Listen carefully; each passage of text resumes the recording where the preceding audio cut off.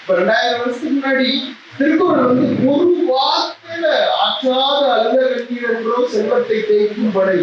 எப்படி அந்த ஆற்றாத அழுத கண்ணீர் என்றோ இன்னும் மனசுல அந்த வார்த்தை எப்படி ஒரு மனிதனுக்கு கிடைச்சிருக்கு, புது வார்த்தை.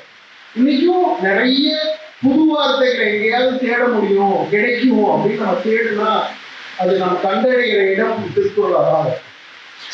ஸோ அந்த திருக்குறளுக்குள்ள போய் தான் நம்ம வந்து அந்த வார்த்தையை கண்டடைய முடியும். எப்படி சொல்ல முடியும்?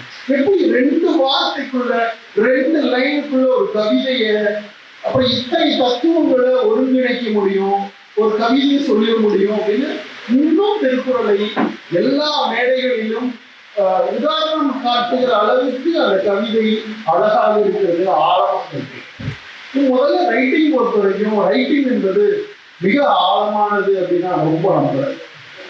ரொம்ப கஷ்டம். எனக்கு முன்னாடி இருக்கிற ஒரு பெரிய பூதம் அப்படின்னு பூதத்தை ஒரு கயிறை கட்டி இழுத்துட்டு வருகிற வலிமை இருக்கிறவங்க மட்டும்தான் எழுத முடியும் நான் இன்னும் நம்புறேன்.